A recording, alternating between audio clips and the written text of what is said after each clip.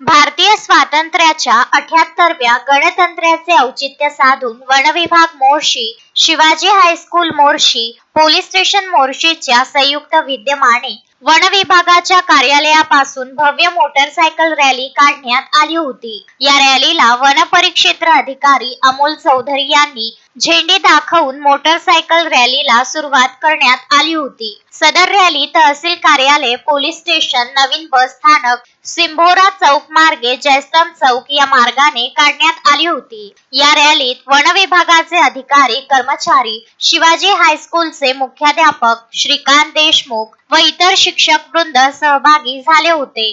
जास्त करून याच्यामध्ये वन विभागाचे अधिकारी व शिवाजी हायस्कूलचे विद्यार्थी काय प्रयोजन होतं सर? सदर बाईक रॅलीचं प्रयोजन असं का जे 2 ऑगस्ट ते 15 ऑगस्टपर्यंत जे तिरंगाच्या बाबतीत जे चालू आहे जनजागृती, हर घर तिरंगा हा मॅसेज प्रत्येकापर्यंत पोहोचला पाहिजे या उद्देशानं ही जे जनजागृती आहे यामध्ये वन विभाग, सामाजिक वनीकरण, शिवाजी हायस्कूल आणि भारतीय महाविद्यालय याच्या संयुक्त विद्यमानं तसेच पोलीस विभाग ही एक रॅली काढण्यात येत आहे। संजय गारपवार, विदर्भ न्यूज, मोर्शी।